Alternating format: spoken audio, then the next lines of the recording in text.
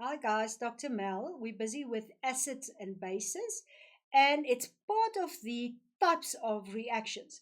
Now, the question is always, when is an acid strong or when is it weak? When is a base strong and when is it weak? When can I drink it? When can I touch it? And when will I feel it when I drink it and when I touch it? So it's important to know the differences between weak and strong acids and bases. Now we've covered the names of all the acids and bases that you've got to know. So you can see here, I've got hydrochloric, nitric, sulfuric, and carbonic acid, and then I've got ethanoic acid at the bottom. I've got sodium and potassium hydroxide, as well as sodium carbonate and ammonia. Now, what is the actual difference between them? The common denominator is that in the acids case, all of them have the hydrogen, and the hydrogen will be donated, it will be given away. So on this side of the periodic table, we've got substances bound to each other, and be careful, all of them, and remember this, will be from this side, and this side of the periodic table is the non-metals. Now, before we go further, I need you to confirm that when I've got a hydrogen like that, that's the Lewis diagram, binding to, say, for instance, a chloride. Now, chloride looks this way if I draw the Lewis diagram. And what do we call this bond here? Sharing a pair of electrons will be a covalent bond. Now that's very important because all the acids will have covalent bonds. Now, if we have a look at these, can you see here? I've got hydrogen and chloride, nitrogen. I've got that sulfur there. So you've got remember what I said? The covalent bonds. That's important. If I now throw this into water, you know what's going to happen with the acid. The acid will provide what? A hydrogen. So you get the hydrogen being transferred to the water in all the cases where I've got an acid with water. Now, what will form? Can you see? I will have this side H3O plus, H3O plus, H3O plus, H3 hydronium. Ne? So do you see? I donated a hydrogen to which one? I donated the hydrogen to the water. And you can see the product there. What remains is then the chloride, the nitrate, can you see that?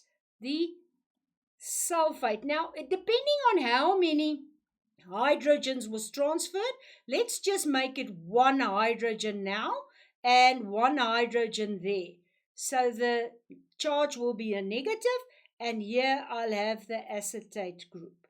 Can you see now that I formed ions? Now, important guys, important when we write a chemical equation, the ions will be surrounded by water. So in all cases where you write ions, remember to put it in an aqueous solution. Now, what is also important when I've got acids in water is that I specifically have to have water binding to that hydrogen. So you have an arrow that looks like that, and it will go to the products. This one we'll show you just now is an exception, but for now, let's do it just like that. So what happens here? The word that you'll have to know now is that it ionized. It formed ions. Remember, they were bound with a covalent bond. They were not ions, and the covalent bond then actually with the water gave me ions. So I formed ions. Therefore, we call it ionization. And you saw I've got ions now in my solution. So it's important that you know that word and that you be able to recognize where you've got to use that word. And remember, specifically here, I'm going to show you now why do we use that specific arrow there. Now, if it's a strong acid, like for instance hydrochloric acid, the following will happen. You will find that the hydrogen will be given off by the strong acid to the water. Let me do that in a different color. So what we have here is that hydrogen will bind to the water and form hydronium. Now, because this is a strong acid, we need to recognize a strong acid will act differently than a weak acid. So when I have a strong acid, I start my reaction with, I'm going to rewrite this so that you can see I do this in a table. I'm going to start off with, let's say, 100 of the HCl. It can be mole. You've done that already. And I will need 100 water. I will have none of the hydronium and the chlorine in the beginning. When they start reacting, you know that this hydrogen will be transferred there. You can see it will form the hydronium, and that chloride will be forming that ion there. When it starts reacting, it will go 1, 2, until I've got all 100. I will end then with 0 HCl, 0 waters, and 100 of these each. Now, why is this 100? Because it's a 1-to-1 ratio. Do you see one of these bound to one of these to form one of these and one of those? So what you find when you've got a strong acid, and that's the word that you've got to know, a strong acid will ionize completely. That's the emphasis here. Completely. All of the 100 will go to be an ion.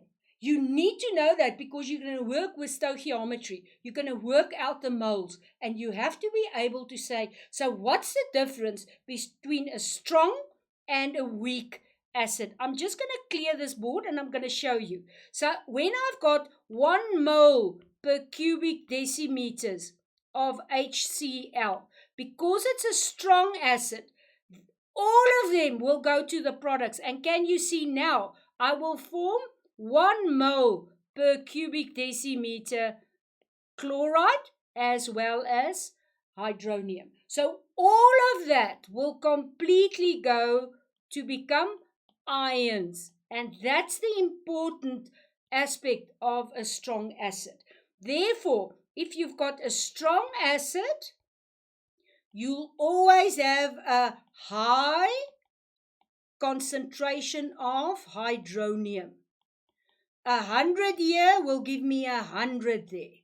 Do you see the definition of a strong acid? Now let's have a look at a weak acid. Now, vinegar you can taste. You can lick it. You eat it on chips. So the vinegar or the ethanoic acid, we will start here with again 100. The ethanoic acid will give away the hydrogen, the proton that it's donating. It will form hydronium and acetate that remains. It is in actual fact a covalent bond here, and it will ionize. But the importance is where you started with 0 here, at the end you almost have nothing of this. In actual fact, they did it in a laboratory and found only 2 there. Now, if 2 of these went that side, how many will remain of the 100? Well, you can do the calculations. You'll see 98 will remain as vinegar. So important, it will not react completely. We call it partially, and because it's partially, ionization. A few of them will go and form H3O plus. And what do we find now with a weak acid? A low concentration of H3O plus. So the difference is that you'll have a strong acid that will completely, remember you have to write that down, completely ionize, and a weak acid that will partially ionize. Important, it's ionized, it's forming ions, therefore it is ionization. Guys, you need to know these words, otherwise you won't get marks. Right, let's go and have a look at strong and weak acids just again. So the strong acids, you know, HCl, HNO3, and H2SO4.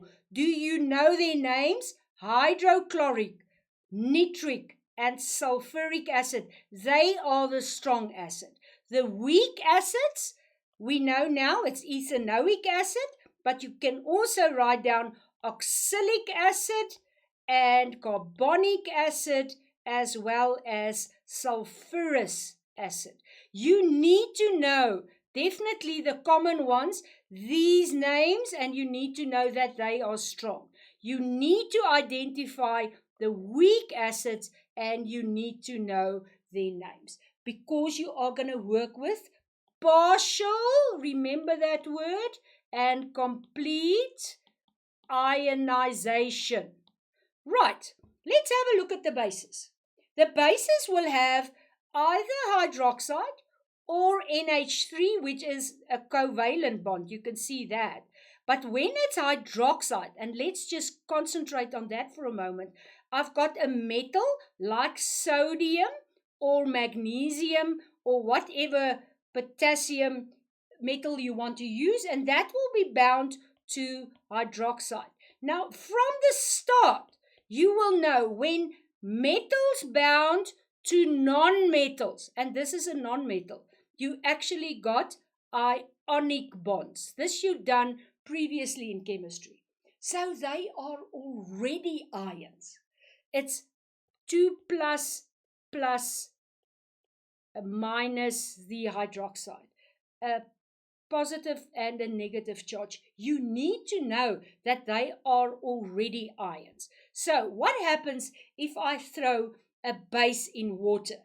You know that the bases, Lowry and Bronsted, which we've done, will accept the hydrogen. So the hydrogen will be transferred from the proton, from the water. And can you now see you will be left there with hydroxide? The hydrogen will go to the hydroxide. And what you'll find now is that you get the potassium and the sodium that will be left there. So what will happen? In actual fact, this sodium hydroxide will be ions already, and they will just dissociate. Have a look at this. Potassium, already an ion. So they just break that bond there and they dissociate. Here I'll find 2 sodiums with carbonate, and it's already ions. And as I said, this one is different, and we'll go to that just now. But what will happen here is, again, you'll have the transfer of hydrogen. You'll form that ion and this ion remaining. Right, let's carry on. They are already ions. Remember the covalent bonds with acids? We had ionization. If the bases already have ions present, the water will just dissociate them, and you've got to know that name. So it will break the sodium, hydroxide, potassium, and all the different ions apart. And what you'll now find is that you'll get that forming. Now, important in this section, guys, where we had acids, we actually could write, let me go there, we could write that arrow for complete ionization.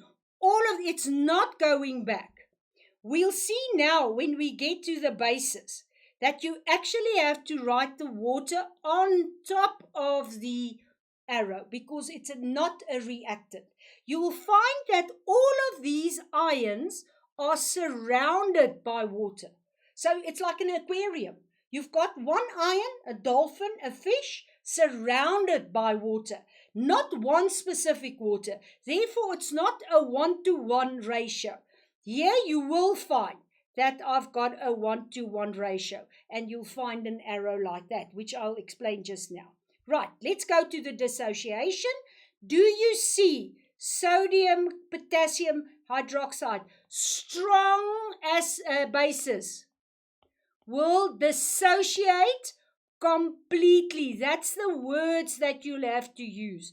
Completely. So I've got that hydrogen release there from, do you see that hydroxide being released there and the ion there completely, and I'll write the water on top of that arrow. Here I've got the water donating again. What does it do? It ionizes it. It wasn't ions. The NH3 will accept the hydrogen. So this is the acid now, if it's the definition. This is the base because it accepts the hydrogen and it will form ammonia. Can you see there? Plus hydroxide. And what do you have to remember? You'll have to remember that it is an aqua. Now what happens here? That this is a weak base. And can you remember what we did with acids? We said if it's a weak acid, as in the case of a weak base, it's partial. And in this case, it's an ionization again. We'll summarize at the end so that you can get these different terms, which is new under the belt, so that you can really get them. I've got dissociation of the strong acids, and I've got ionization of the weak acid. So important, they were ions already, we just dissociated them. Which are the strong bases? I've got sodium hydroxide. Can you see it? Sodium hydroxide plus water, and I'm going to write that on top of the arrow. It's going to form sodium plus hydroxide. Remember to write your aqueous surroundings or solution there. And now, guys, if I started with 100 here and 100, well, quite a lot there in abundance, in excess, you can just put that in excess. I will find that I've got 0 of that in the beginning, and as the reaction goes to that side, this will be 0 left. I'll have 100 there, and I'll have 100 hydroxide. That's a strong base. What did I do here? It's complete what? Can you remember? Dissociation. Important, it's not ionization because they were already ions. What does a weak base do? A weak base will thus have 100 here plus the water. Remember, it's a 1-to-1 water here. It will form NH4 plus OH minus. If I start, I've got 100 there, 100 of this, and 0 of that. Then the action is happening, and it's going that way, and it will also go that way. Because it's a weak base, it's just partial. So you'll probably end here with 88, let's say, for instance, and only 12 there. And in actual fact, they found that it's very weak. So I can actually see here that we've got partial ionization with this specific weak base. So these are quite complicated terminology. You need to know this. Let's just quickly summarize. A strong base and a strong acid will be exactly the same. The strong, this is the basis. Let me just correct this slide. The strong base will be completely what? Dissociated. And the weak base will be partially ionized. You need to know this in order for you to do calculations. I'm going to do this in a little table. I've got a weak and a strong column here. Can you see that? I've got an acid, let's say for instance HCl, and it's a strong acid, and it will be a complete what? A complete ionization. I need you to know that this was initially a covalent bond. Therefore, they form ions. Important, guys. In another color, let's do the weak acid. The weak acid is ethanoic acid, and you know it's partial ionization. Important to know that, and as soon as you've got the grasp, you will be able to have that in your memory. Bases a little bit different. These have mostly ionic bonds. They already ions. And the strong bases that we have is, for instance, sodium hydroxide. They will completely do the dissociation. And then the weak base, you know, we had NH3, which will form NH4+, and that will be a partial ionization. You need to know this, otherwise you're going to have problems. And then what happens? You'll see that strong acids will have a pH of 0 to about 1. A strong base will be at the other end. Remember, our pH scale works from 14 to 0. So at this bottom end here, I've got the strong acids. The strong bases are here at this end. So it's usually about 14. It's 13 and 14. What do I have with my weaker acids? Well, the weaker acids will be somewhere around here, which is about 3 to 4. Depending on, obviously, which one you're going to use, and my weaker bases will be here. And I'm going to use different indicators because I can't just use anything that gives me 7. I need to know what did I start off with. Right, let's see. Can you identify acid reactions in water? You know it's going to be a complete what? Ionization. And what's happening with bases? It will be either complete or partial, and it is dissociation. Guys, you need to know that. You need to be able to identify the difference between ionization and dissociation. And I'm quickly going to summarize. Dissociation means they were ions and it's just going to dissociate. If it's ionization, they form new ions. You need to know the difference between a weak and strong acid firstly, and then bases, and you need to know the names. You need to be identifying them, saying HCl is a strong acid, NaOH, potassium hydroxide or whatever, is a strong base. You need to be able to identify them. I hope you enjoy working with acids and bases. Bye.